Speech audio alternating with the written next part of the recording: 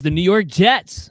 I think Robert Saleh is going to be a good head coach. Now, from a fantasy standpoint, we're more interested in Mike LaFleur, the younger brother of the LaFleur over in Green Bay, coming from the Shanahan system, and what that is going to mean. Now, again, this is another situation where we're going to have a better idea of what we're looking at after the draft, but let's assume it's going to be Zach Wilson. I think we could safely assume that at this point. Let's also assume that either with their later first-round pick or their early second-round pick, they'll probably add a running back. My thought is to probably be Travis Etienne, just thinking about the outside zone scheme that they're going to be looking to implement, and that would make sense to in my mind why they would want to go that route. So let's say for fun it is Travis Etienne. You have Corey Davis, you have Denzel Mims, you have Jamison Crowder, potentially a Zach Wilson and a Travis Etienne. Mekhi Becton, who gets better. Maybe they're able to add another offensive lineman to the mix with the tackles. All of a sudden, this starts to look like a team that is a pretty young version of a Kyle Shanahan team. Now, the question is going to be, Mike LaFleur, are you as talented of a play caller, or are you just able to execute the system that you're going to be bringing over in place enough? I think there's some real sneaky potential value here across the board. Now, there's nobody who stands out from a superstar standpoint. There's nobody who I'm going to, you go to New York Jets, there's nobody I'm drafting, let's say, in the top 5 rounds. That includes Corey Davis and anybody like that. But this is a team that might be littered with sleeper guys, might be littered with role guys who are looking as your wide receiver 3s, plug and plays. You're looking at your flexes. You're looking at potential boom guys.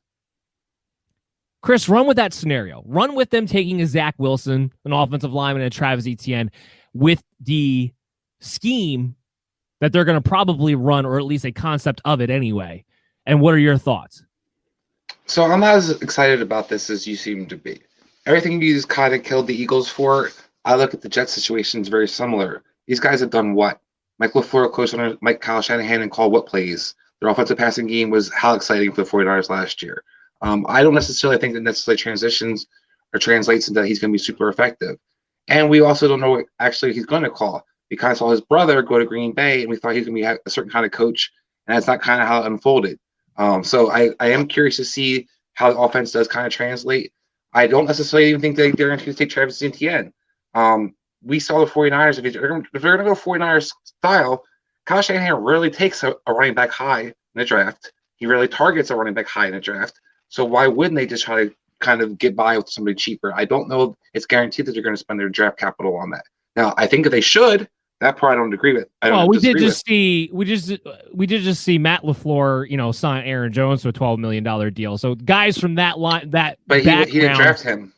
He didn't draft him, but he made a big financial commitment to him. They don't make big financial commitments nor draft running backs if you're Kyle Shanahan or Mike Shanahan, typically speaking. But other guys from that background do. They don't usually carry their same sentiment. Is all I'm saying.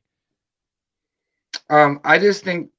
And now, if they do everything you're saying, if they run the West Coast offense, the Kyle Shanahan's offense, they do draft Wilson, which I do think is definitely going to happen.